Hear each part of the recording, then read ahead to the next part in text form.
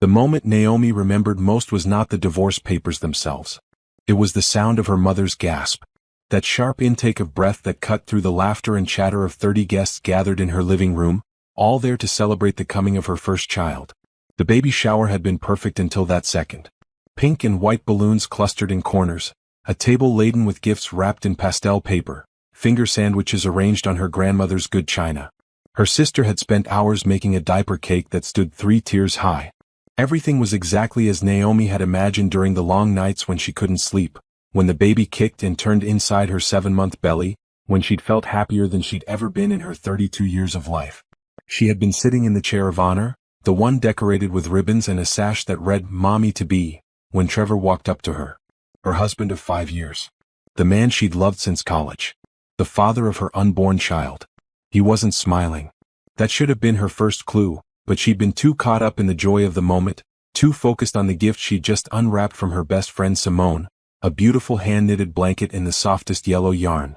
"Naomi, I need to give you something," Trevor had said. His voice was flat. "That." She looked up at him, confused by his tone, and saw he was holding a large manila envelope. The room hadn't gone quiet yet. People were still talking, laughing, admiring the gifts as she opened them. Her aunt was in the kitchen, probably checking on the cake. "What's this?" she asked, taking the envelope. It was heavy. Official looking. Her hands, small and delicate with nails painted a soft rose color for the occasion, trembled slightly as she began to open it. Something in Trevor's expression made her stomach drop. He looked like a stranger. Cold, distant, almost cruel. She pulled out the papers inside. The first thing she saw was the header, "Petition for Dissolution of Marriage." The words swam before her eyes. She blinked, certain she was reading it wrong. But no, there it was again. Divorce papers. Her husband had just handed her divorce papers. At her baby shower. While she was 7 months pregnant with his child. That was when her mother gasped. The sound was like a signal. Conversation stopped. Heads turned. Everyone in the room seemed to realize something terrible was happening. Naomi looked up from the papers, her dark brown eyes wide with shock, and met Trevor's gaze. He stood there, tall and rigid in his expensive suit, the one she'd helped him pick out last month, and his face showed nothing. No regret. No shame. Nothing. "Trevor, what is this?" Her voice came out smaller than she intended. She hated that. Hated that in this moment of ultimate betrayal, she sounded weak. "It's exactly what it looks like," he said. His voice carried across the now silent room. "I want a divorce, Naomi. I'm done with this marriage." She heard someone drop a plate. The crash of china breaking seemed impossibly loud. Her sister rushed to her side, reaching for the papers, but Naomi held on to them, her fingers gripping the edges so hard they wrinkled. "You're doing this now?" Her best friend Simone stood up from the couch, her voice sharp with anger. "At her baby shower? Are you out of your mind?" Trevor didn't even look at Simone. His eyes stayed fixed on Naomi, and she saw something in them that made her blood run cold. He wanted her to break down. He wanted her to cry, to beg, to make a scene. This was planned. This was deliberate. He'd chosen this moment specifically to hurt her as much as possible. "I don't love you anymore," he said, and each word was like a slap. "I haven't for a long time. I'm in love with someone else." The room erupted. Her mother was crying. Her sister was shouting at Trevor. Her aunt came running from the kitchen. But Naomi sat frozen in her chair of honor, her hand instinctively moving to her round belly where the baby was turning, disturbed by the stress flooding her system. She felt dizzy. Sick. The room seemed to tilt. "Who?" she whispered. But even as she asked, she knew. Somewhere deep in her gut, she knew. Trevor stepped aside, and Naomi's eyes followed the movement. Standing near the doorway, half hidden behind a cluster of balloons, was a woman. Bethany. She worked at Trevor's company in the marketing department. Naomi had met her at company parties. She was younger, maybe 26, with long blonde hair and the kind of body that came from a personal trainer and strict diet. She'd always been friendly to Naomi, complimenting her clothes, asking about the baby. Now Bethany stepped forward and she was smiling. Actually smiling. There was triumph in that smile, a kind of sick satisfaction that made Naomi's hands curl into fists. "I'm sorry you had to find out this way," Bethany said, but she didn't sound sorry at all. "But Trevor and I are in love. We've been together for over a year now. We didn't want to hurt you, but we can't deny our feelings anymore." Over a year. The words echoed in Naomi's head. Over a year meant this had started before she was even pregnant. This had been going on through anniversary dinners and weekend trips and late nights when she trusted Trevor was working late at the office. All of it had been a lie. Get out. Her sister's voice was low and dangerous. Both of you get out of this house right now. Actually, Trevor said, pulling another paper from his jacket pocket, the house is half mine. I have every right to be here. But I'll be leaving soon enough. I'm moving in with Bethany. My lawyer will be in touch about dividing assets. You piece of... Simone started forward, but Naomi's mother caught her arm. Naomi still hadn't moved. She sat in her decorated chair, divorce papers in her lap, her baby kicking inside her, and she felt something shift inside her chest.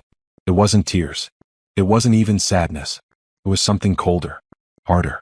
It was rage crystallizing into something sharp and purposeful. Sign the papers, Trevor said, looking down at her. Don't make this difficult. You'll get a fair settlement. Child support. All of that. Just sign the papers and we can both move on with our lives. He reached down to touch her shoulder, but she jerked away from his hand like it was poison. For the first time since he'd handed her the envelope, Naomi stood up. At 5'6", she was much shorter than Trevor's 6'2", but she lifted her chin and looked him straight in the eye. Get a house, she said, and her voice was steady now, cold as ice. Naomi, be reasonable. Get out, she screamed, and the force of it seemed to shake the walls. The baby kicked hard as if agreeing with her. Get out, or I swear I will call the police and have you removed for trespassing and harassment. Get out now. Trevor's jaw tightened. He glanced at Bethany, who suddenly looked less confident, less triumphant. The room full of Naomi's family and friends stared at them with such hatred that even Trevor seemed to realize he'd miscalculated something. Fine, he said. But those papers need to be signed within 30 days. My lawyer will be in contact. He walked toward the door, Bethany scurrying after him like a puppy. Just before he left, he turned back one more time. I'm sorry it had to be this way, he said, but there was no apology in his voice. Only satisfaction. He'd wanted to humiliate her, and he thought he'd succeeded. The door closed behind them. For a long moment, nobody moved. Then Naomi's mother was there, wrapping her arms around her daughter, and Simone was on her other side, and her sister was rubbing her back, and everyone was talking at once, crying, angry, supportive. But Naomi barely heard any of it.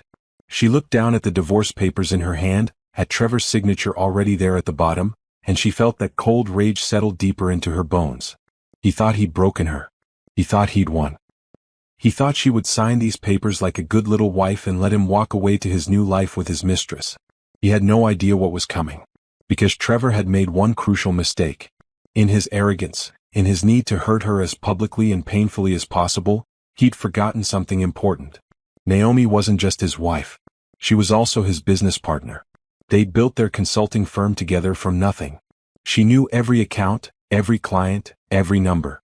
She had access to everything. And in the 3 months since she'd first suspected something was wrong, since she'd noticed the late nights and the secret phone calls and the smell of perfume that wasn't hers, she'd been preparing. She'd been watching, documenting, planning. Because Naomi had learned something important from her grandmother, who'd raised 4 children alone after her husband left. Never let anyone see you coming. I'm okay, she said suddenly, pulling back from her mother's embrace. Everyone looked at her with concern, with pity, and she hated that look. She would never be pitied again. I'm okay. I promise. Honey, you don't have to be strong right now, her mother said, tears streaming down her face. That man what he did was unforgivable. Inhuman. I know, Naomi said.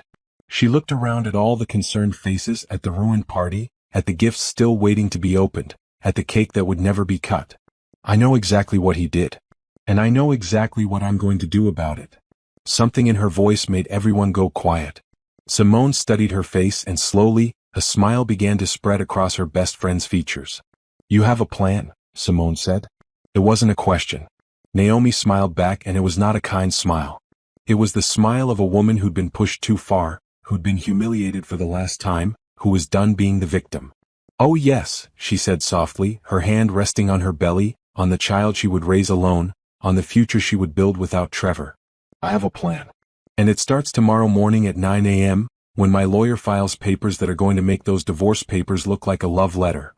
Her mother looked confused, but Simone laughed, a sound of pure delight and vindication. What did you do? Her sister asked. Naomi looked down at the divorce papers again, at Trevor's signature, at his lawyer's name printed at the top. She thought about everything she'd discovered in the past 3 months. Everything she'd documented. Every receipt, every text message, every hotel charge. Every single piece of evidence that showed exactly what Trevor had been doing with their money, their business, their life. "What did I do?" she repeated. "I did what any smart woman would do when she discovers her husband is cheating. I protected myself. I protected my baby. And I made sure that when he tried to destroy me, I'd be ready to destroy him right back." She looked up at her family, at the people who truly loved her, and her smile grew wider. "Tomorrow," she said, "Trevor is going to realize that handing me divorce papers at my baby shower was the biggest mistake of his life. Because I'm not the one who's going to lose everything in this divorce. He is." Naomi didn't sleep that night. She lay in bed, her hand on her belly where Kennedy, because she'd already decided on the name no matter what Trevor wanted, moved and shifted in restless sleep. The baby sensed her stress. Naomi tried to breathe deeply, tried to calm down for the sake of her daughter, but her mind was racing too fast. At 6 in the morning she gave up on sleep. She showered, dried her natural hair and pulled it back into a neat bun, and dressed in a navy maternity suit that made her look professional and put together. She looked at herself in the mirror and barely recognized the woman staring back. 24 hours ago she'd been a happy, expectant mother. Now she was a warrior preparing for battle. Her phone buzzed at 7:30. It was her lawyer, Patricia Henderson, a sharp woman in her 50s who'd built a reputation destroying cheating husbands in court. "Are you ready?" Patricia asked. "I've been ready for 3 months," Naomi replied. "Good. I'll meet you at the house at 8:45. Your family should be there too. We want witnesses for this." At 8:30 her mother, sister, and Simone arrived. They'd helped clean up the disaster of yesterday's baby shower, boxing up gifts and throwing away uneaten food, their faces grim and angry. Now they sat in her living room waiting. "What exactly is happening?" her mother asked nervously. "Honey, I'm worried about your blood pressure. The stress is temporary," Naomi finished. "After today I can relax. I promise." The doorbell rang at 8:45 exactly. Patricia Henderson entered, carrying a thick briefcase and wearing a smile that reminded Naomi of a shark. Behind her was another person, a tall man with graying hair whom Patricia introduced as Roger Chin, a forensic accountant. "Wait, I thought you said no Chin names?" Naomi's brain hiccuped, but Patricia was already talking. "Everything is ready," Patricia said. "Trevor should be here in about 15 minutes. He thinks he's coming to discuss the divorce terms. He has no idea what's waiting for him." "What is waiting for him?" Simone asked, leaning forward with undisguised interest. Naomi smiled. "The truth." At 9 o'clock exactly, there was a knock on the door. Naomi opened it to find Trevor standing there, looking smug and relaxed. He dressed casually, jeans and a polo shirt, like this was just another easy conversation. Bethany stood next to him, her arm linked through his. "You didn't need to bring her," Naomi said coldly. "Bethany is part of my life now," Trevor said. "She goes where I go. Are you going to let us in or not?" Naomi stepped aside. Trevor and Bethany walked in, then stopped dead when they saw the room full of people. Patricia in her power suit. Roger with his briefcase. Naomi's family arranged on the couch like a jury. "What is this?" Trevor demanded. "I thought we were going to talk privately." "No," Naomi said, settling into her chair. "You don't get privacy. You made our separation public yesterday. So this will be public too." Trevor's eyes narrowed. "If you're trying to intimidate me with lawyers—" "Sit down," Patricia interrupted, her voice sharp as a knife. "Both of you. Sit down and listen." Something in her tone made them obey. They sat on the love seat across from Naomi, suddenly looking less confident. 3 months ago," Naomi began, her voice steady and calm, "I started noticing changes in you, Trevor. You were distant. You were always on your phone. You smelled like perfume. You were working late constantly." She paused. "So I did what any smart woman would do. I started paying attention." Trevor shifted uncomfortably. "If you've known for 3 months, why didn't you say anything?" "Because I wanted to be sure," Naomi said. "And I wanted to be prepared. So I hired a private investigator." She nodded to Patricia, who opened her briefcase and pulled out a thick folder. "For 3 months, Trevor, you've been followed. Photographed. Recorded. Every hotel room. Every restaurant. Every moment you spent with Bethany, thinking you were being so clever and secret." Bethany's face went pale.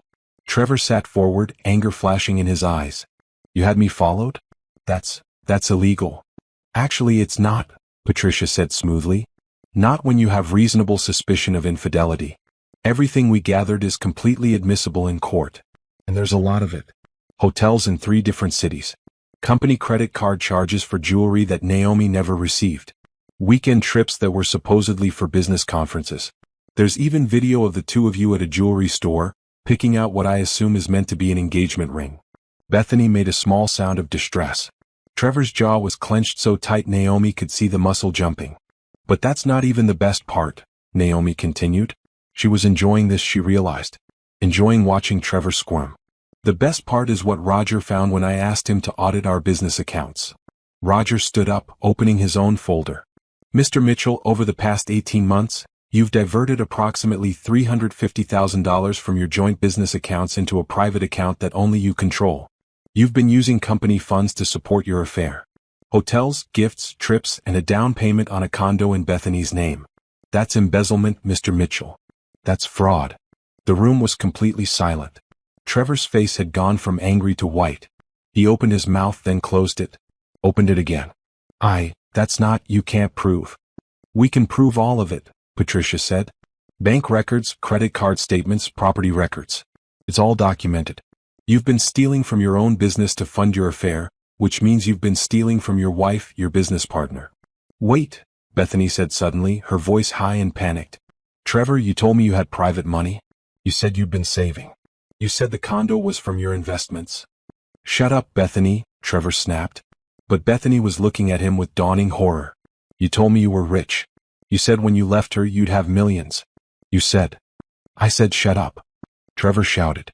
Naomi felt a cold satisfaction watching them turn on each other. But she wasn't done yet.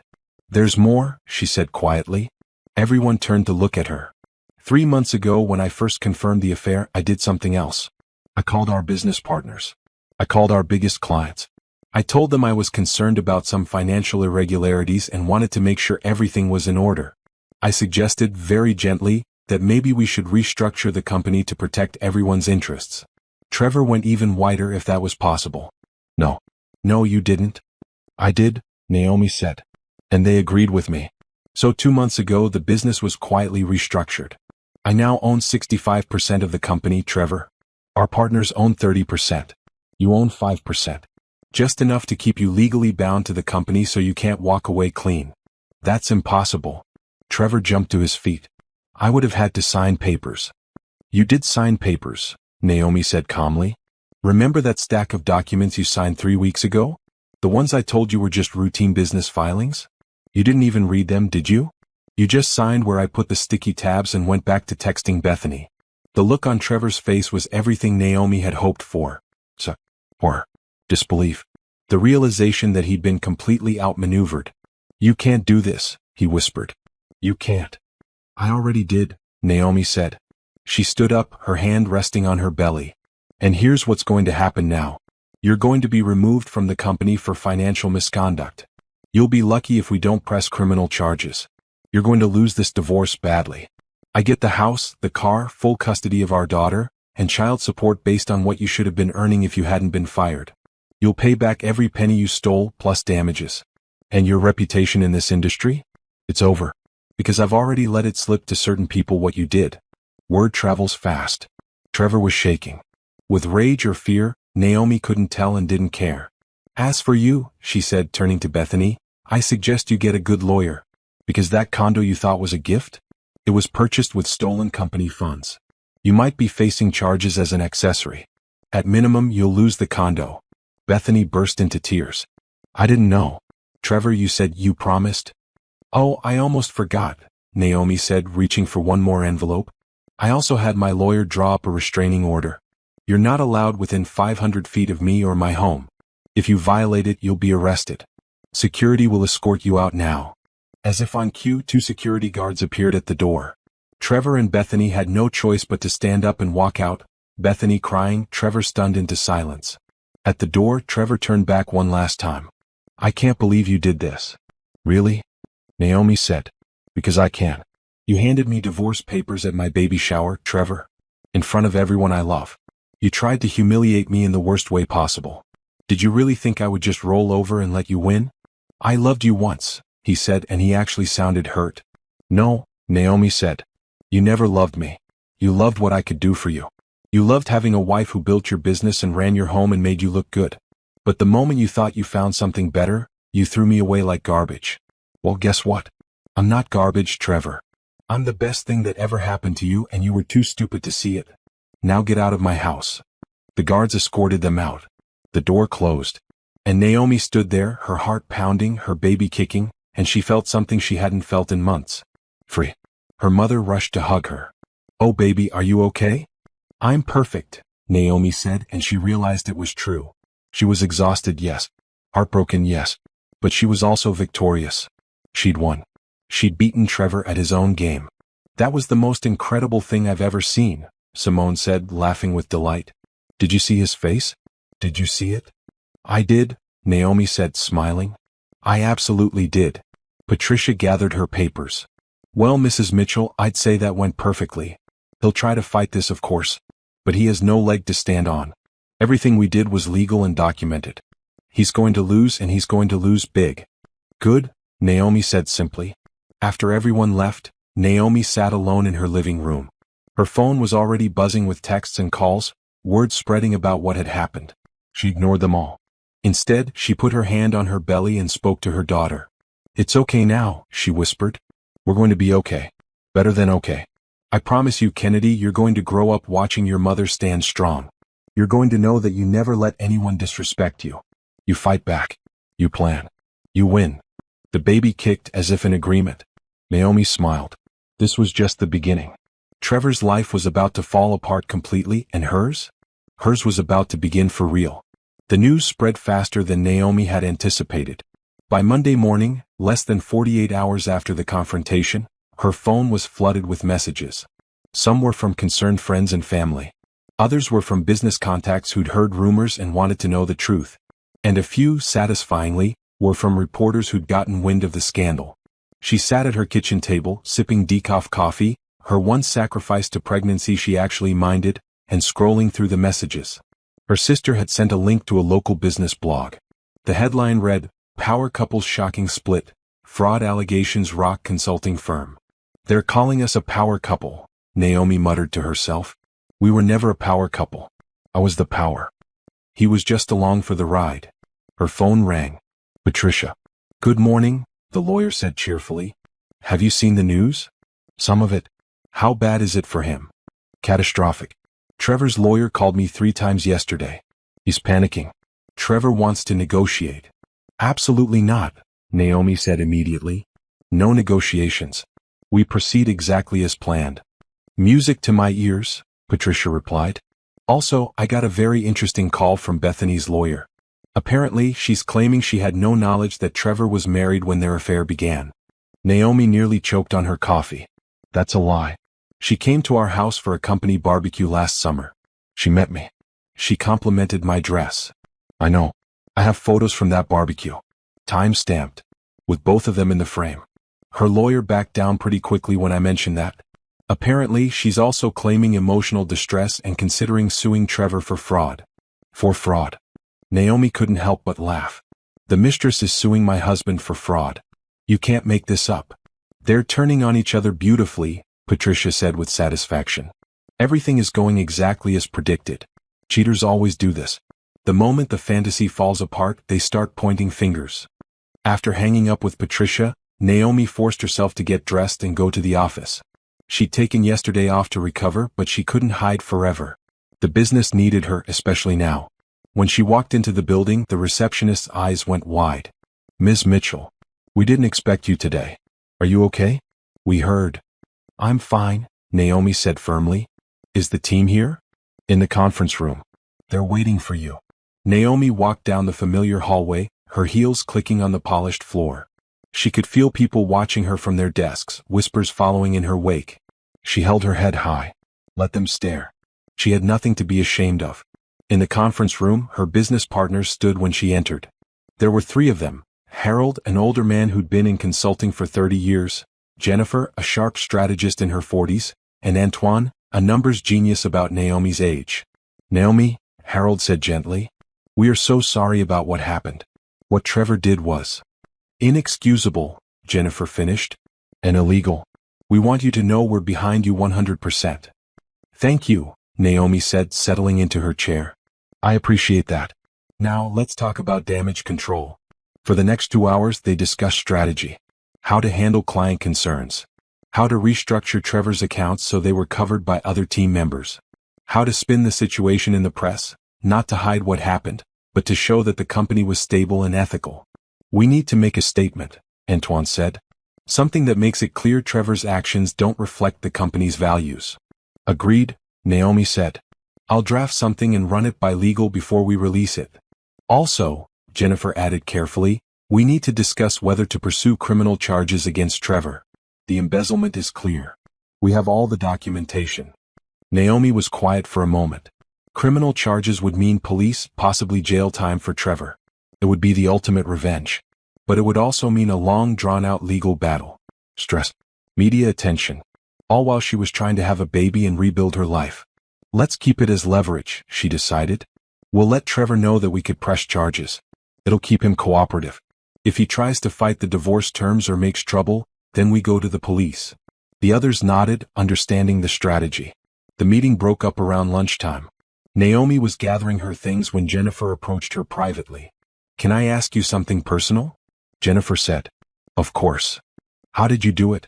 How did you keep functioning, keep planning when you found out he was cheating? Most people would fall apart.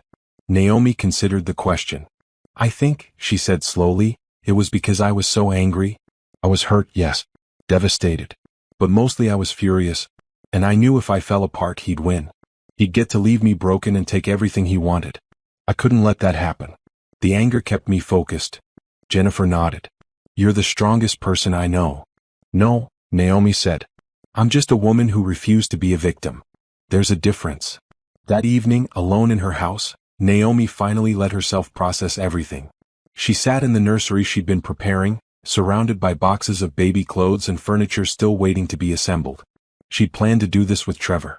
They were supposed to paint the walls together, argue happily about where to put the crib, dream about their daughter's future. Instead, she was alone.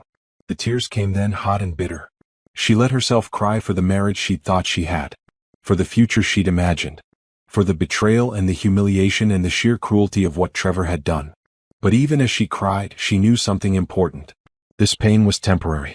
What she'd built, her business, her financial security, her legal victory, that was permanent. Trevor had tried to destroy her and had destroyed himself instead. Her phone buzzed. A text from Simone. Dinner tomorrow? I made you something. Naomi smiled through her tears. She had people who loved her. Real love, not the fake, conditional love Trevor had offered. She had her family, her friends, her career, and soon she'd have her daughter. That was more than enough. She texted back, yes. Thank you. Another text came through, this one from an unknown number. Against her better judgment, she opened it. Naomi, please. We need to talk. I made a mistake. Can we meet? It was Trevor. She stared at the message for a long moment. 3 days ago she might have responded. Might have felt a flutter of hope that he'd realized what he'd lost. But now she just felt tired and faintly disgusted. She blocked the number without responding. There was nothing left to say. He'd made his choices. She'd made hers. And her choices, unlike his, were going to lead to happiness. She put her phone away and looked around the nursery again. Tomorrow she'd ask her brother to come help her assemble the crib. This weekend her sister would help her paint. The room would be ready for Kennedy, and it would be even better than if Trevor had been involved, because it would be filled with people who actually cared about them. Naomi stood up, wiping away the last of her tears. She had too much to do to waste time crying over someone who didn't deserve her tears. Trevor's life was falling apart. Bethany was turning on him. His career was over. His reputation was ruined. His money was gone. And Naomi? She was just getting started. 2 weeks after the baby shower disaster, Naomi sat in Patricia's office reviewing the mountain of paperwork that would seal Trevor's fate. Her belly had gotten bigger, Kennedy growing stronger inside her, and sometimes Naomi felt like she was in a race against time. She wanted everything settled before the baby came. She wanted to give birth in peace, knowing her future was secure. He's still trying to negotiate, Patricia said, sliding another folder across her desk. His lawyer sent this over yesterday. He wants to keep the car and the boat. He wants split custody. He wants to pay less child support. He wants. Let me guess, Naomi said, not even bothering to open the folder. He's not offering anything in return? Not a single thing. He still thinks he has leverage. Patricia leaned back in her chair.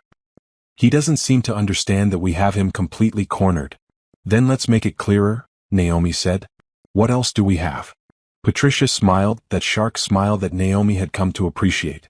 Roger finished his complete audit. It's worse than we thought. The embezzlement goes back 2 years, not 18 months. The total is closer to $500,000. Naomi felt her blood pressure spike. $500,000. Their business had been profitable, but not so profitable that $500,000 didn't hurt. That was money that should have gone to expansion, to hiring new staff, to building their future.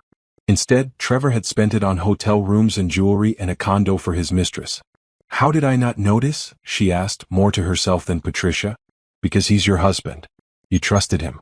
That's what spouses do. He exploited that trust. Patricia pulled out another document. But here's where it gets interesting. I had Roger trace where all that money went. Hotels, yes. Jewelry, yes. But also some very interesting investments. What kind of investments? Trevor opened an account in the Cayman Islands. He's been moving money there for the past year.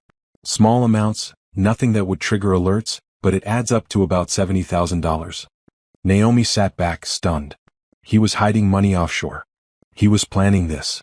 For at least a year, Patricia confirmed. He was setting up his escape before he even asked for the divorce. This wasn't an impulsive decision, Naomi. This was calculated. He was going to leave you with nothing while he rode off into the sunset with Bethany and all the money he'd stolen. The cold rage that had become Naomi's constant companion intensified. She'd known Trevor was a cheater. She'd known he was a liar. But this level of betrayal, this level of planning to destroy her financially while she was pregnant with his child, was beyond anything she'd imagined. Can we get that money back? She asked. We can try. International accounts are tricky, but Roger has contacts. More importantly, we can use this as leverage. Trevor is trying to act like the victim, like you're being unreasonable. When we show the judge that he was hiding money offshore, planning to defraud you, it's going to destroy any credibility he has left. Do it, Naomi said without hesitation. I want everything. The house, the car, the boat, full custody, maximum child support, and every penny of that offshore money. I want him to walk away with nothing but his clothes and the knowledge that he destroyed his own life. Patricia nodded approvingly. Now you're thinking like a winner. I'll prepare the papers. We'll file them next week. She paused. There's one more thing. Bethany's lawyer reached out again.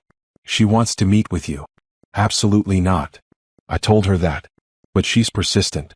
She claims she has information that would be useful to you. Information about Trevor that you don't know. Naomi laughed bitterly. What could she possibly tell me that I don't already know? That he's a liar? That he's a cheat? That he's selfish and cruel? I lived with him for 5 years. I know exactly who he is. That's what I figured. But I wanted to let you know. The offer is there if you change your mind. I won't, Naomi said firmly. I don't want anything to do with that woman ever again. She knew he was married. She knew I was pregnant. She stood in my house and smiled at me while she was sleeping with my husband. She deserves whatever happens to her.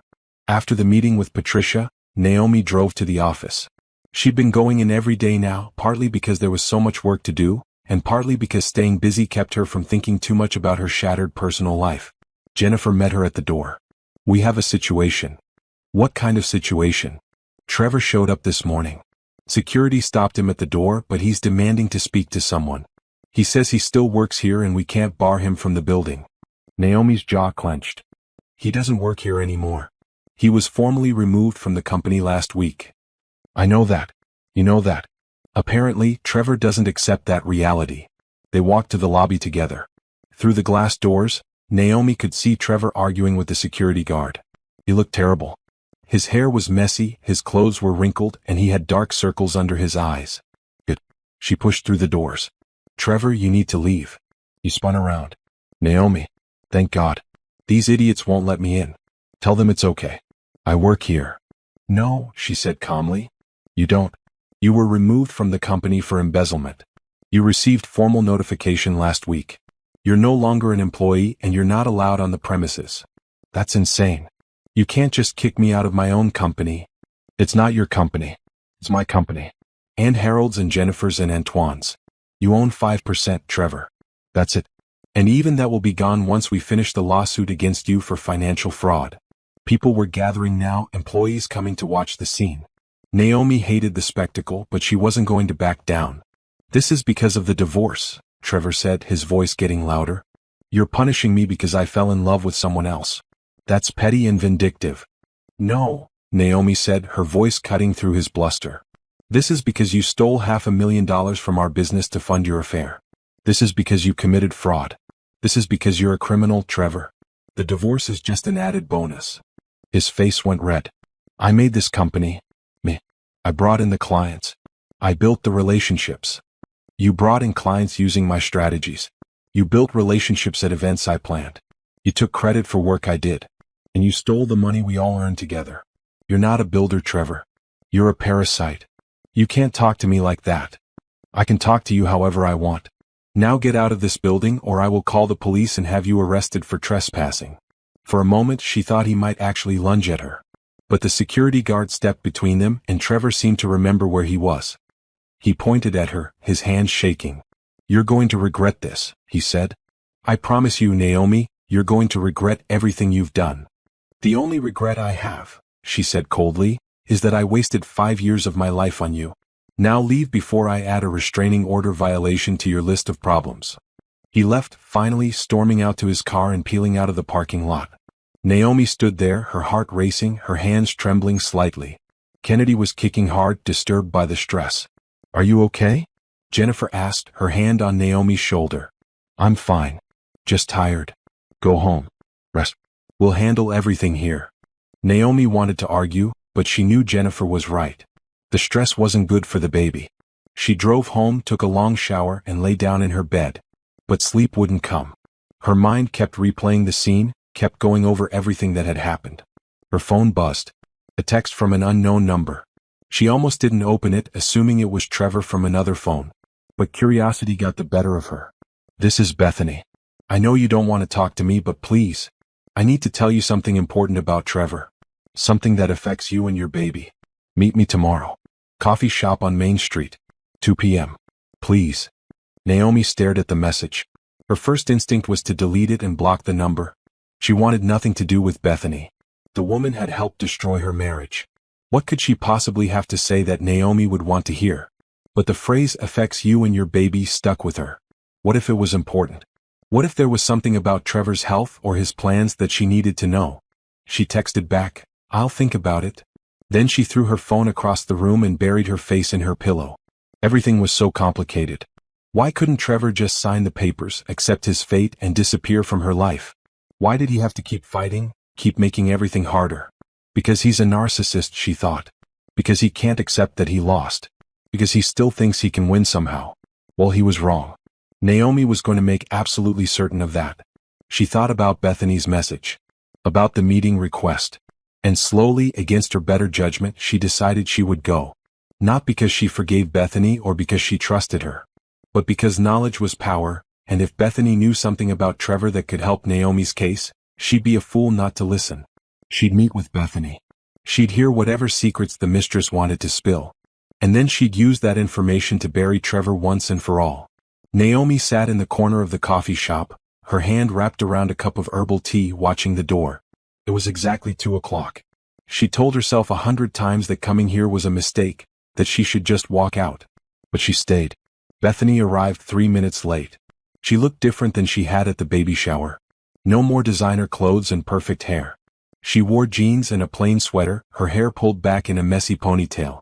She had dark circles under her eyes and she looked thinner. Scared. She spotted Naomi and hurried over, sliding into the seat across from her. Thank you for coming. I didn't think you would.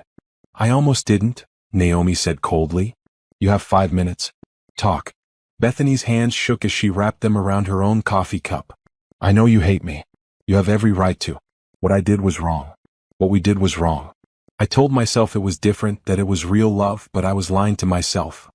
I don't care about your guilt, Naomi interrupted. You said you had information. What is it? Bethany took a breath. Trevor lied to me. About everything.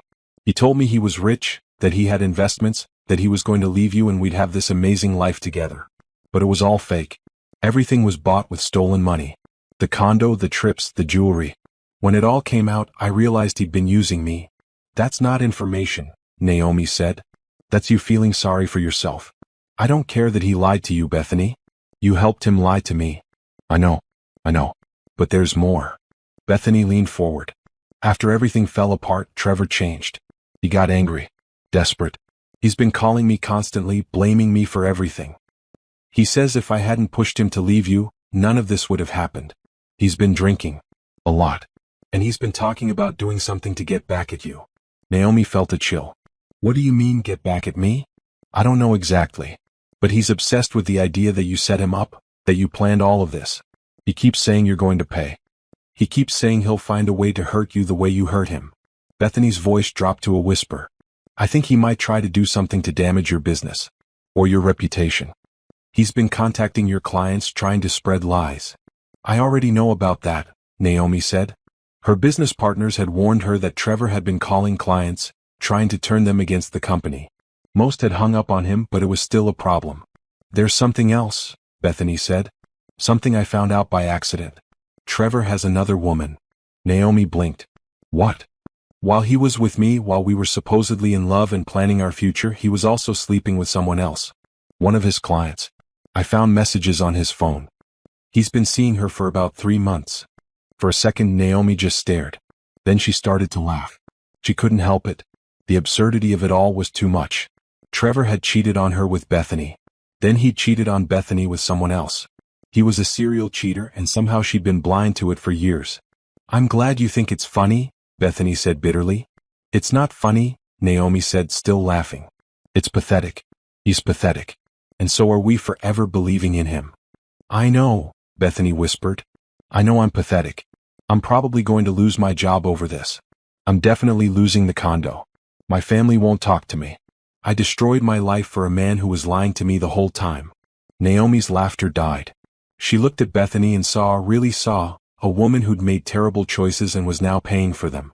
She couldn't find it in herself to feel sorry for Bethany. She'd been an active participant in the affair, but she could at least acknowledge that Trevor had used her too.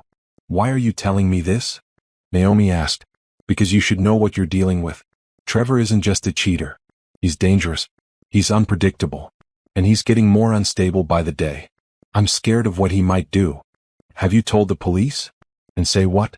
My married boyfriend who I helped cheat might do something bad? They'd laugh at me. But you have lawyers and resources. You can protect yourself. Naomi stood up. Thank you for the information. I'll make sure my lawyer knows.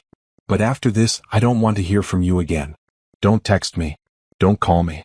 Stay away from me and my family. I will, Bethany said. I promise. I just wanted you to know. Naomi left the coffee shop and immediately called Patricia. We need to talk. Today if possible. An hour later, she was back in Patricia's office, recounting the conversation with Bethany. So he's harassing clients and has another woman on the side, Patricia said, taking notes. And he's made threats. That's good for us. Good? Good for our case. Every stupid thing he does makes our position stronger. The more unstable he looks, the easier it is to argue for full custody and maximum child support. We can also file for a more comprehensive restraining order if he's making threats. Do it, Naomi said. I don't trust him. Over the next 2 weeks, Trevor's life continued its downward spiral. Word got out about his affairs, plural, and his professional reputation was destroyed. Clients stopped returning his calls. The few who did made it clear they wanted nothing to do with him. He was toxic, a cautionary tale about mixing business with personal drama. His family, who'd always loved Naomi, cut him off completely. His mother called Naomi to apologize, crying over the phone about how she'd raised her son better than this. His sister sent a long email expressing her support for Naomi and her disgust with Trevor. Even his father, usually the type to stand by his son no matter what, told Trevor he was on his own. Without family support, without income, and with mounting legal bills, Trevor was forced to move out of his temporary apartment and into a cheap motel. The woman he'd been seeing, his latest affair, wanted nothing to do with him once she learned about his financial situation. Bethany had stopped taking his calls entirely. He was alone, broke, and getting more desperate by the day. Naomi heard about all of this through the grapevine. Their social circles overlapped enough that news traveled fast. Part of her felt satisfied. This was the revenge she'd wanted. Trevor was suffering the consequences of his actions. But another part of her was nervous. Desperate people did desperate things. She was right to be nervous. 3 weeks after the baby shower, Naomi came home from work to find her front door ajar. Her blood went cold. She'd locked it that morning. She was certain. She called the police immediately, waiting in her car until they arrived. 2 officers went through the house while she stood outside, her heart pounding, Kennedy kicking frantically inside her. "Ma'am?" One of the officers came back out. "Someone was definitely in your house. They went through your bedroom and your office. Did you notice anything missing?" She went inside carefully. Her jewelry box had been opened but nothing was gone. She'd moved all her valuable jewelry to a safe deposit box weeks ago.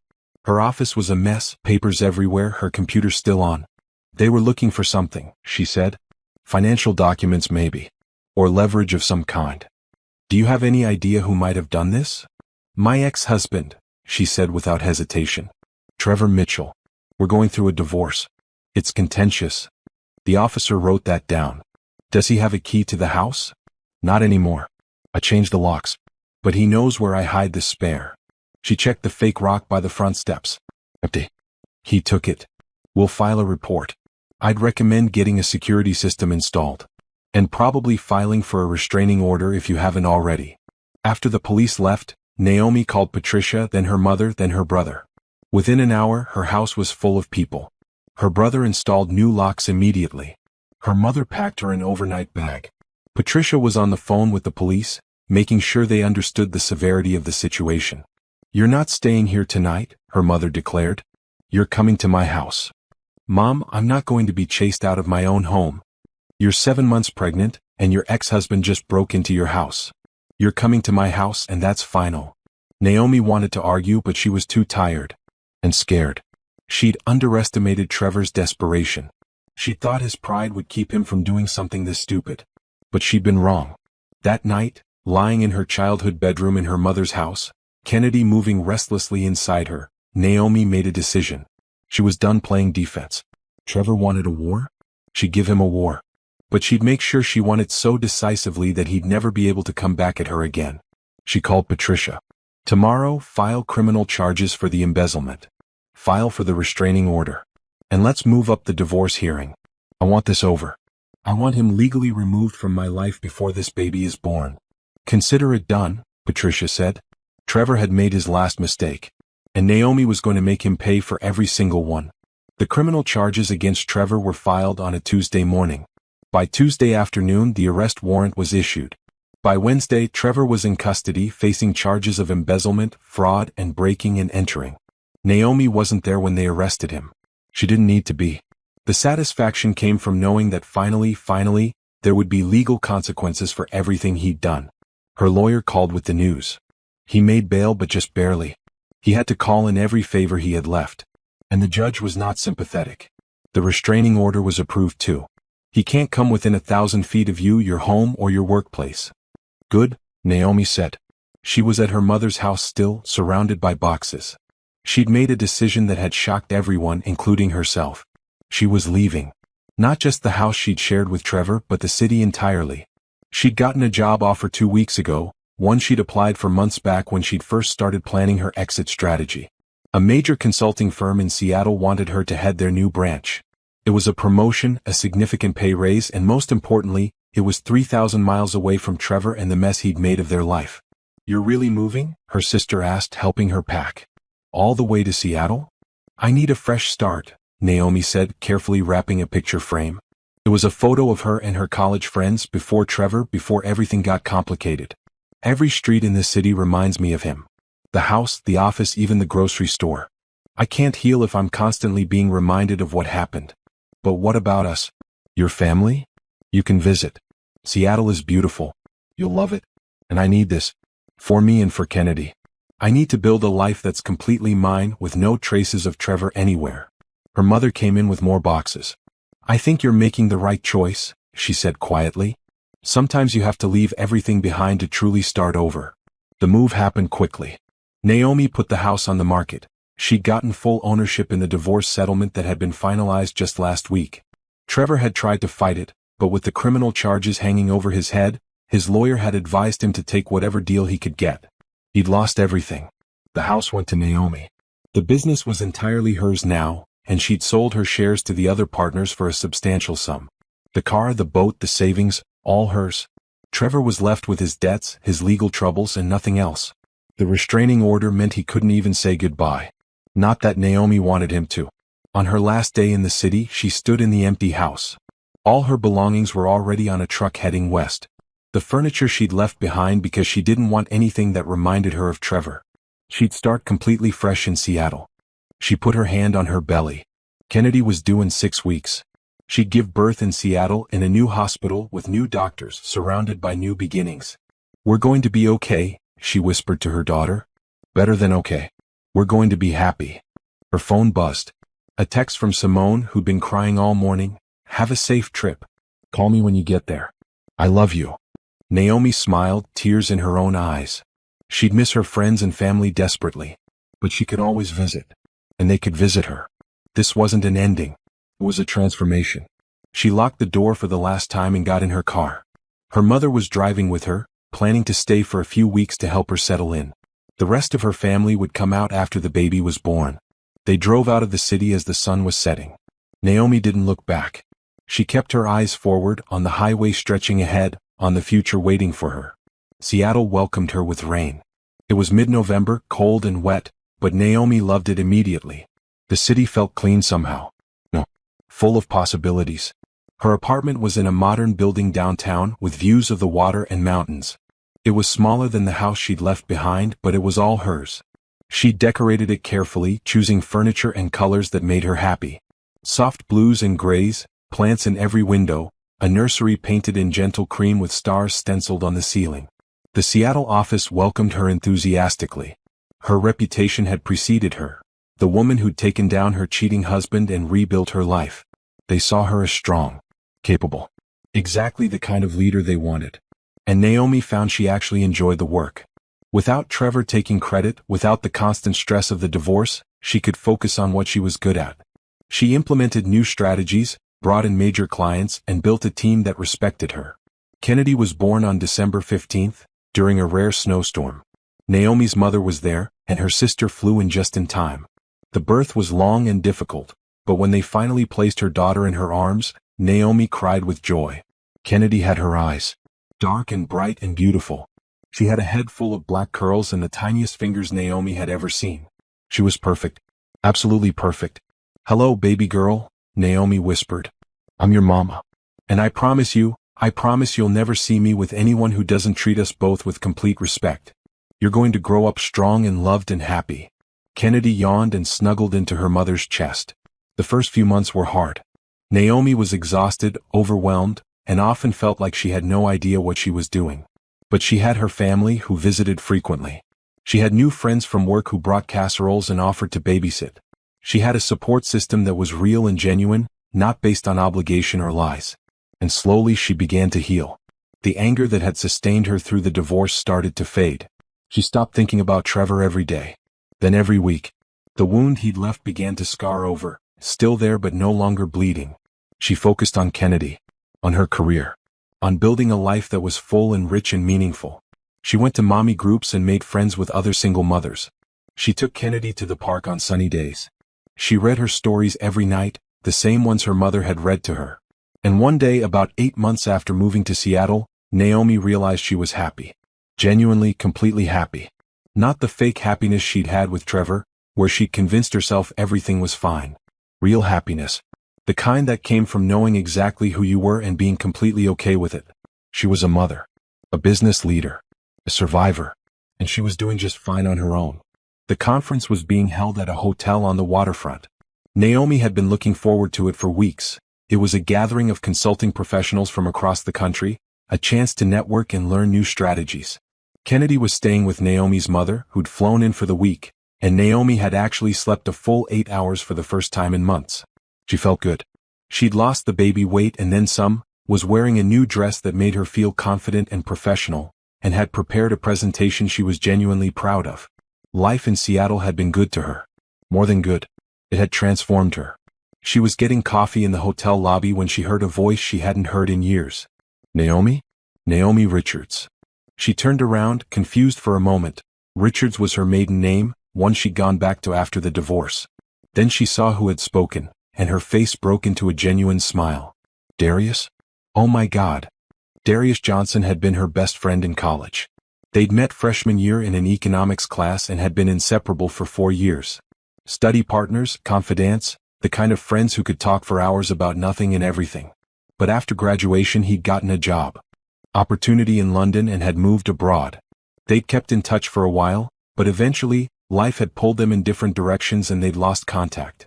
Now here he was, looking older but still familiar, with the same warm smile and kind eyes she remembered. They hugged and it felt like coming home. What are you doing here? Naomi asked, still grinning. I thought you were in London. I was for almost 9 years. I moved back 6 months ago. Divorced, starting over, you know the story.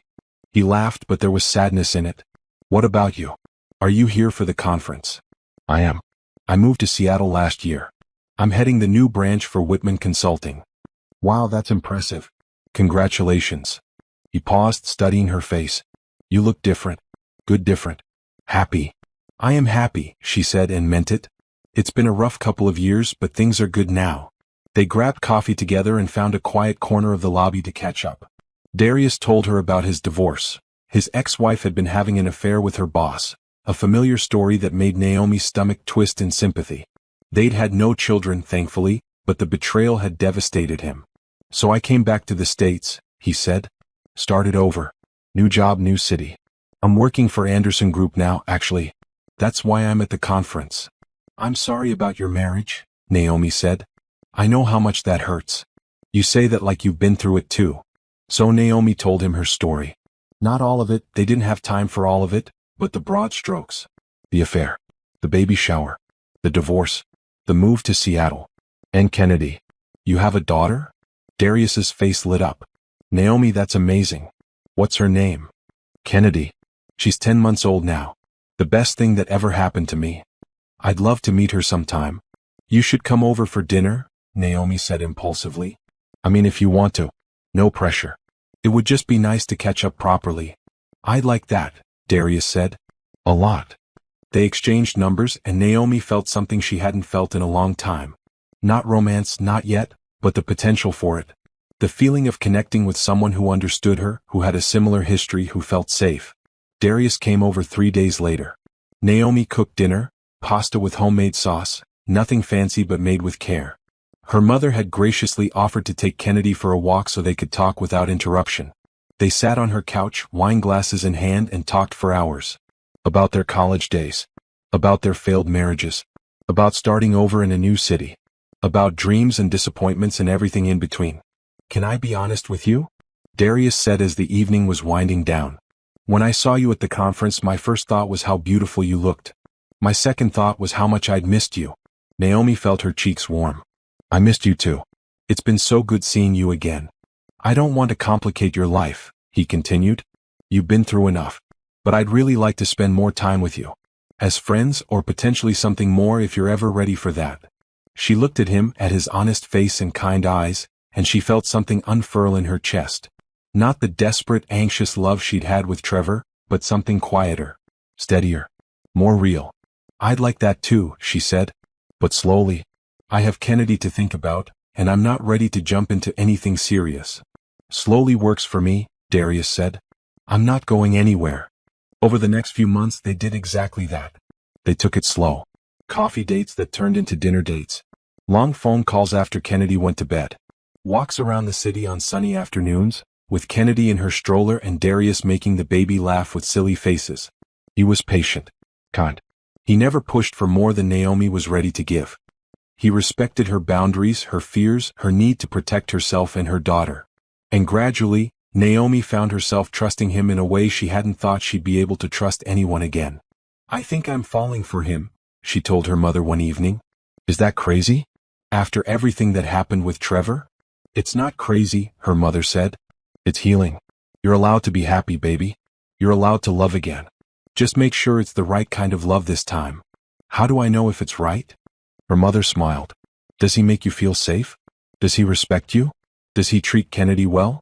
Does he add to your life or take from it? Naomi thought about it. Darius made her feel incredibly safe. He respected every decision she made. Kennedy adored him. And he definitely added to her life. He made her laugh, made her think, made her feel valued. Yes, she said. To all of those things. Then maybe it's right, her mother said. But only you can decide that. Naomi decided to trust her instincts. She'd been wrong about Trevor, yes, but she'd also been ignoring warning signs that were obvious in hindsight. With Darius there were no warning signs. Just green lights all the way. They became official 6 months after reconnecting. No big dramatic moment. They were having dinner at his apartment when he reached across the table and took her hand. I love you, he said simply. I've probably loved you since college if I'm being honest. But I definitely love you now. And I love Kennedy.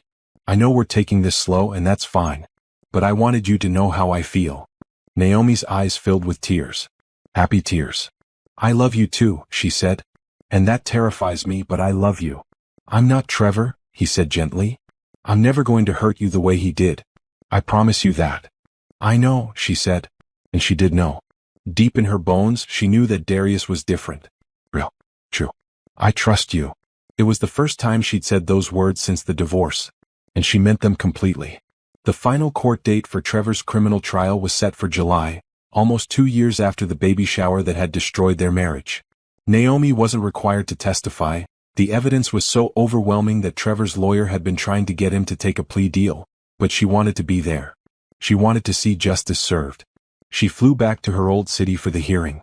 Darius offered to come with her, but she needed to do this alone. It was her closure, her final chapter in the Trevor story. The courthouse was exactly as she remembered it from the divorce proceedings. Cold. Institutional. But today she felt no nervousness. Only determination. She sat in the gallery, Kennedy on her lap. Her daughter was 18 months old now, walking and talking in small sentences, the light of Naomi's life. She'd brought Kennedy specifically so Trevor would see exactly what he'd lost. When Trevor was brought in, Naomi barely recognized him. He'd aged 10 years in 2. His hair was graying, his face was gaunt, and he shuffled rather than walked. Prison had not been kind to him. He'd been unable to make bail after violating his restraining order a second time. He saw Naomi and Kennedy and something flickered in his eyes. Regret? Longing?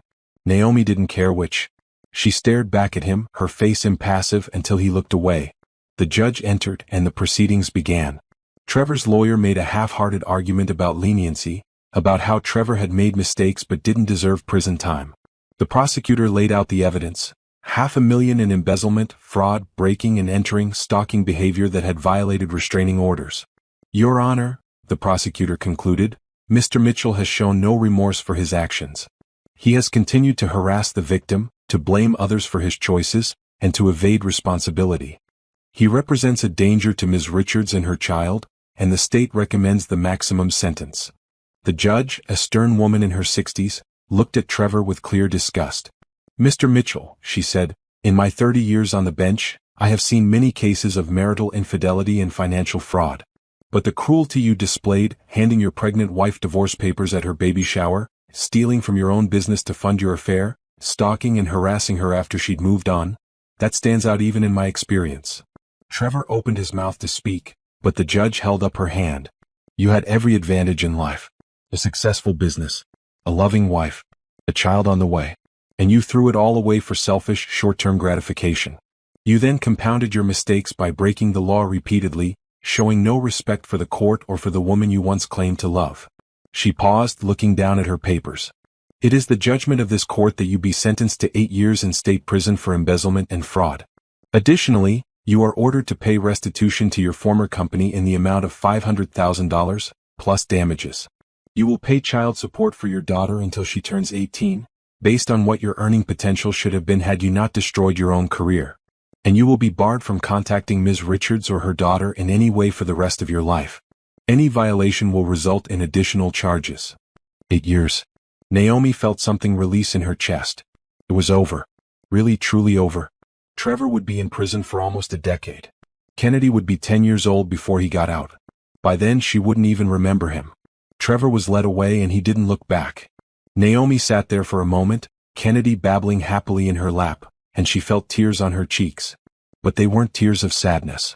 They were tears of relief, of vindication, of closure. It's over, baby, she whispered to Kennedy. It's all over. He can never hurt us again. Outside the courthouse, Patricia was waiting. She'd retired from active practice 6 months ago but had come back for this one final hearing. Well? Patricia asked. 8 years, Naomi said. And he has to pay everything back. Patricia smiled, fierce and proud. Good. That's exactly what he deserved.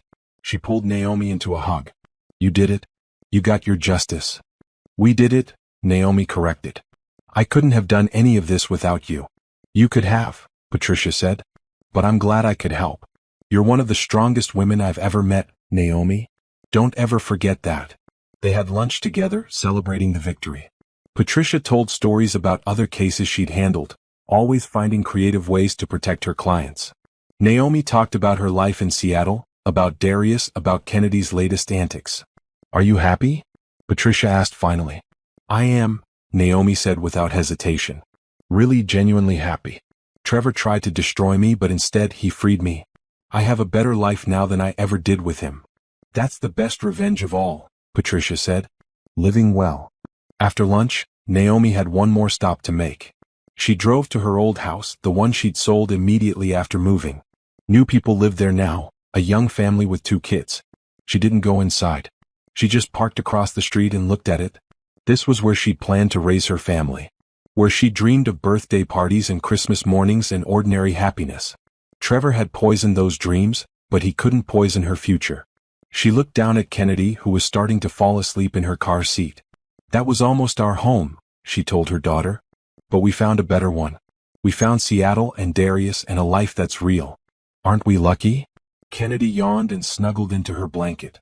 Naomi drove away from the house, from the courthouse, from the whole city. She drove to the airport and boarded a plane back to Seattle, back to her real life. Back to Darius, who was waiting at arrivals with flowers and a smile. Back to her apartment that felt like home. Back to the future she'd built from the ashes of her marriage. Trevor was in prison. Bethany had moved away, facing her own consequences.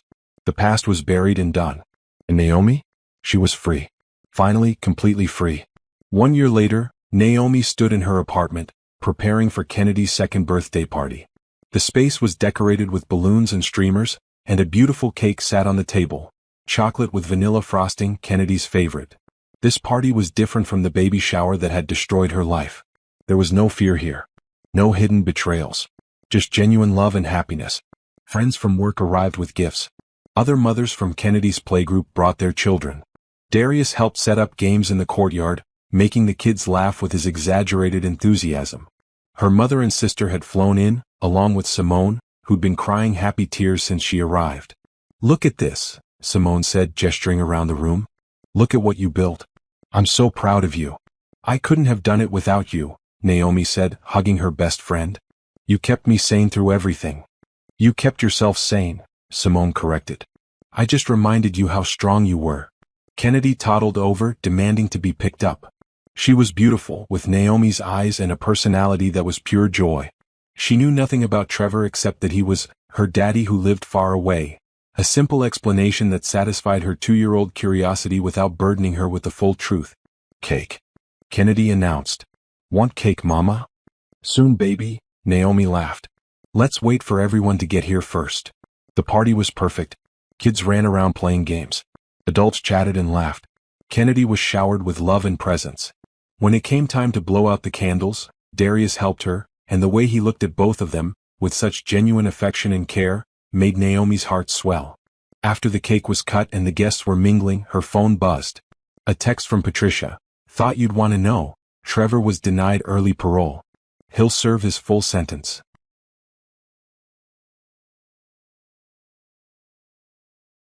Naomi stared at the message for a moment. 2 years ago, news like this would have consumed her.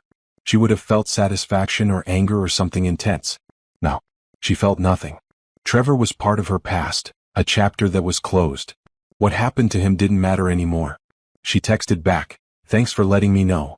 Hope you're doing well." Then she put her phone away and went back to the party.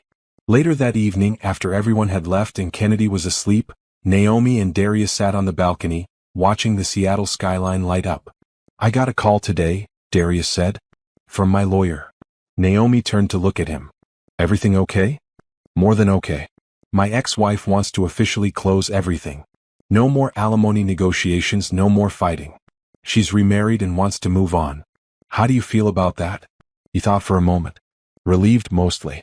That chapter of my life is over. I can focus on this one. He took her hand. On us. Us, Naomi repeated, smiling. I like the sound of that. I love you, he said. And I love Kennedy like she's my own. I know we've been taking this slow and I respect that. But I want you to know, I'm in this for the long haul. Whatever the future holds, I want to be part of it. Naomi felt tears prick her eyes, but they were happy tears. I want that too. But I need to be honest with you about something. What? I'm scared, she admitted. I was so wrong about Trevor. I thought I knew him, thought our marriage was solid. And I was completely blind to who he really was. What if I'm wrong about this too? Darius pulled her close. You're not wrong.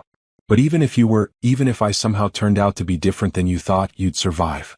You'd do what you did before, you'd stand up, dust yourself off and build something even better. That's who you are, Naomi. You're not defined by Trevor's betrayal. You're defined by how you rose above it. She kissed him soft and sweet. When did you get so wise? Around the same time I fell in love with an incredible woman who showed me what real strength looks like. They sat there together, watching the city, and Naomi thought about the journey that had brought her here. The pain, the anger, the determination. The legal battles and the long nights. The moment she'd stood in that courtroom and watched Trevor be sentenced. The moment she'd realized she was truly free. Her phone buzzed again. Another message, this time from an unknown number. Against her better judgment, she opened it. Naomi, it's Bethany. I know you don't want to hear from me, but I wanted you to know that I'm getting married. I met someone who treats me right. I'm happy now and I hope you can be happy for me. I'm sorry for everything I did. I hope you can forgive me someday. Naomi read the message twice. A year ago she would have been angry. Would have felt that old rage flare up. But now, she just felt tired of it all. She typed back, I'm glad you're happy. I forgive you not for your sake but for mine. I don't want to carry anger anymore. But please don't contact me again. I've moved on and I need to leave the past in the past. She sent the message and blocked the number. Everything okay? Darius asked. Everything's perfect, she said. And she meant it. That night, after Darius had gone home, Naomi stood in Kennedy's doorway, watching her daughter sleep. She thought about the baby shower 2 years ago. The moment Trevor had handed her those papers and tried to destroy her life. He'd thought he was crushing her, taking everything from her. Instead, he'd freed her. She'd built a life he could never have given her. A life based on honesty and respect and real love. She had a career she was proud of, a daughter who was thriving, a man who treated her like a treasure, and most importantly, she had herself. Whole and healed and stronger than ever. Trevor was in prison, alone and broken. Bethany was starting over with someone new, carrying the guilt of what she'd done. And Naomi?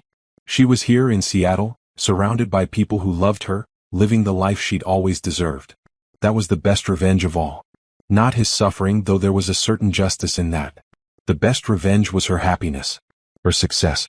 Her ability to take the worst thing that had ever happened to her and transform it into the foundation for something beautiful. She kissed Kennedy's forehead softly. Sweet dreams, baby girl, she whispered. Tomorrow we're going to the park with Darius and we're going to have a wonderful day. Because that's what we do now. We have wonderful days. She closed the door gently and went to bed, a smile on her face and peace in her heart. Full circle. From the worst moment of her life to the best. And it was only going to get better from here. 2 years after Kennedy's second birthday party, Naomi stood in a different apartment, in a different season, living a different life. Not different in the sense of being separate from what came before, but evolved. Better. Complete. The apartment was bigger now, a 3-bedroom they'd moved into 6 months ago. The third bedroom was for Darius, who'd officially moved in after a long, careful conversation about what it meant for Kennedy for all of them. He had his own space, his own boundaries, but he was part of their family in every way that mattered. Kennedy was 4 years old now, bright and funny and full of questions. She called Darius D, and would often run to him when she got hurt or scared, trusting him completely. He'd never tried to replace Trevor. None of them wanted that, but he'd built his own relationship with Kennedy, one based on trust and genuine affection. Mama? Kennedy called from the living room. Dee says we can go to the aquarium today. Can we? Please? Naomi smiled, walking out to find Darius on the floor playing with Kennedy's toy animals. He looked up at her with that familiar grin that still made her heart skip a beat. I said we could go if your mama says yes, he clarified. Yes, we can go, Naomi said, and Kennedy cheered. But first, breakfast. While Kennedy ran to wash her hands, Darius stood and wrapped his arms around Naomi. Good morning, beautiful. Good morning yourself. She kissed him soft and easy. 4 years together and she still got butterflies sometimes. But they were the good kind of butterflies. The kind that came from knowing you were exactly where you were supposed to be. Her career had exploded in the past few years. She was now the regional director for the entire West Coast, overseeing 5 offices and managing a team of 50 consultants.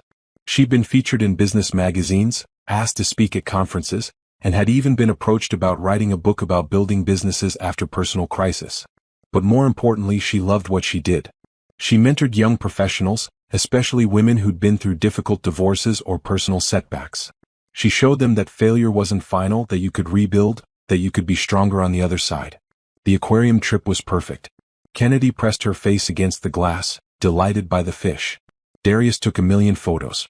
They had lunch at the cafe and Kennedy proudly told the waitress that she was there with my mama and my D.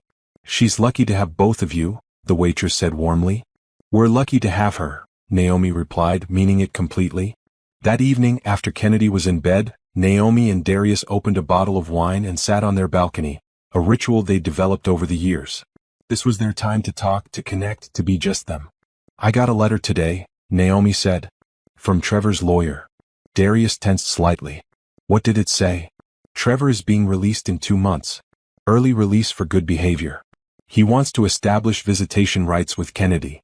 The words hung in the air between them. Trevor had been sentenced to 8 years but was getting out after 6. It wasn't unexpected. Prison overcrowding meant early releases were common, but the timing still felt like a punch to the gut. What are you going to do? Darius asked carefully. Fight it, Naomi said without hesitation. Kennedy doesn't know him. She doesn't remember him.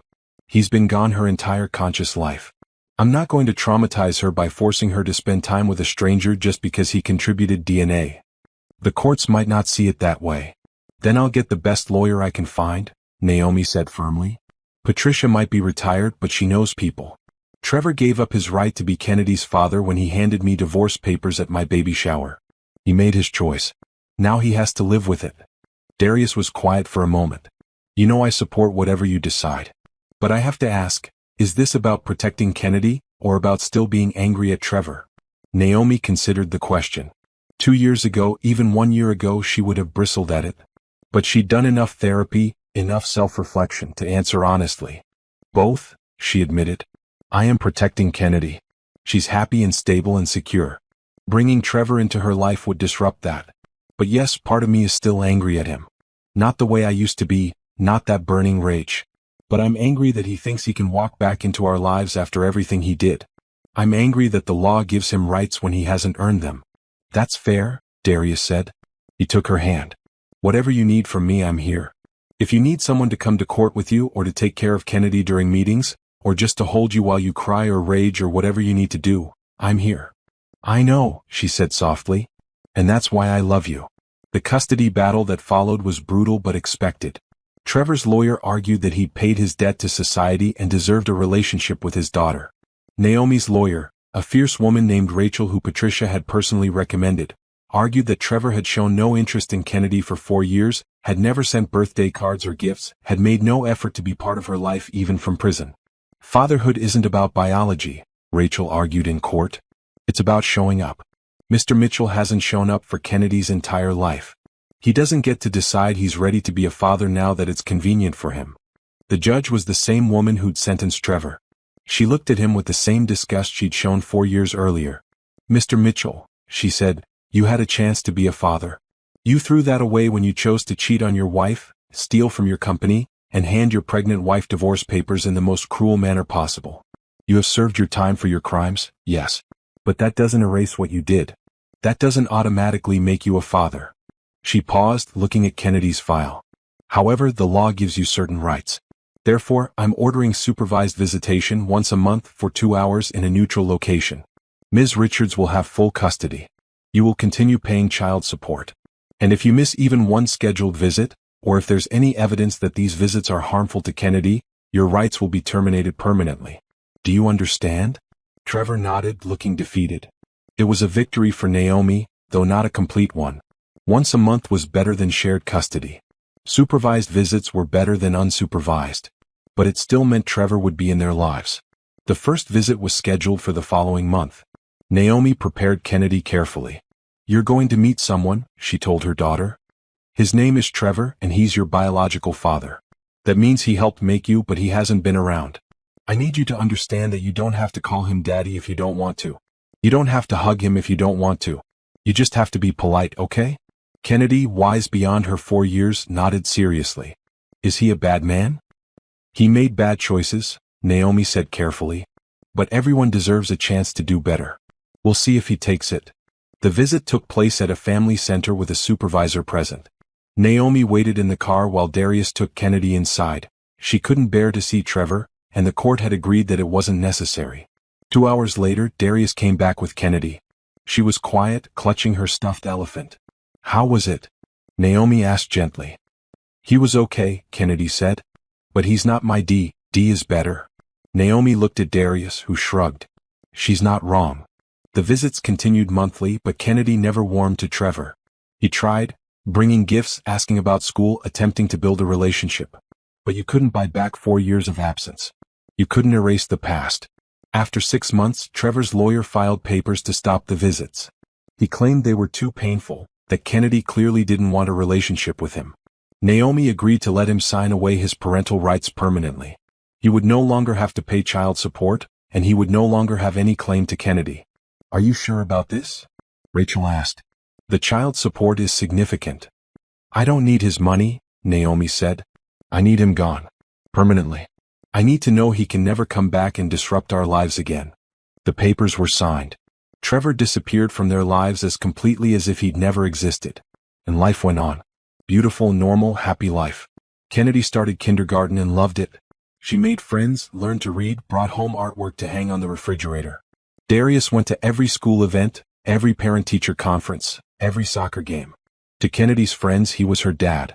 The technicalities didn't matter. Naomi continued to thrive professionally. Her book was published to critical acclaim. She was invited to speak at major conferences. She built a life she was proud of, one that was entirely her own creation.